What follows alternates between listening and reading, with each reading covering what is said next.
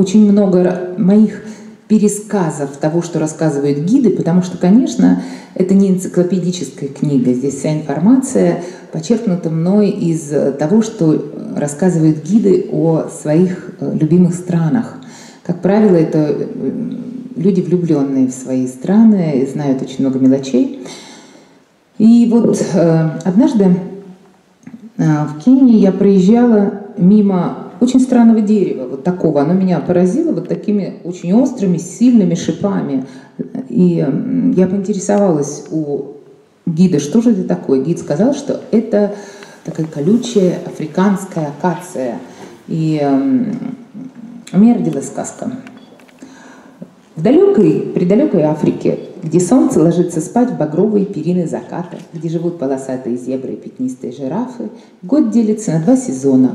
На благодатный сезон дождей, когда каждая былинка оживает, стараясь напиться впрок, и на тяжелые месяцы засухи, когда даже росинка становится спасением. Жила-была в этой Африке акация.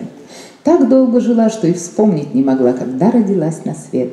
И сколько себя акация помнила, на ее изящных, хрупких ветках созревали наполненные нектаром плоды. Чтобы никто не мог ими поживиться, акация защищала свое сокровище острыми шипами, которые год от года становились все острее и длиннее. Ни с кем не дружила акация, не замечала, как из красавицы превратилась в злую колючку. Неподалеку от акации жила семья муравьев. Протоптанная трудяжками тропинка пролегала прямо под ее кроной. Соседи частенько останавливались отдохнуть в тени акациевых колючек. А чтобы ты знал, от тоненьких и прозрачных на вид веточек акации падает очень даже густая тень. Каждый раз просили муравьи акацию: «Дай нам кров в твоих плодах и позволь питаться твоим соком, а мы уж найдем, как тебя отблагодарить, и пригодится тебе акация. Семья у нас большая, дружная, смотришь, придем к тебе на помощь в трудную минуту». Но заносчивая и жадная акация даже говорить с соседями не желала. Вот еще, думала она, на что мне эти крохотные, вечно занятые соседи, и, возгордившись своими мнимыми достоинствами, отсылала их прочь. И однажды пришла в Африку засуха из засух, такая, что даже земля, истрадавшись без питья, покрылась глубокими трещинами. И косули, позабыв о страхе, утоляли жажду рядом с хищными кошками в обмелевших некогда полноводных реках, превратившихся в грязные лужи. Все живое искало влагу, чтобы выжить. И лишь акация не очень-то и страдала. Она питалась своим соком. Первые не выдержали мучительной жажды жирафы.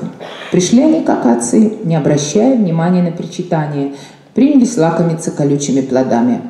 «Ах!» – застонала акация, «эти огромные жирафы съедят меня всю, и не останется от меня не то что сладких плодов, но и хрупких колючих веточек». И заплакала акация горько-горько. Пожалели муравьи акацию, не стали упрекать за гордыню и жадность, а бросились защищать соседку, кусая жирафов длинные языки и красивые морды. И отступили длинношеи, пошли искать еду дальше. И с тех пор уж много-много лет живут душа в душу акации и муравьи. Акация дает малышам кров и пищу, а муравьиное войско бесстрашно защищает подругу акацию от каждого, кто попытается ее обидеть, и отважно кусает любого, кто посягнет на ее сладкие колючки.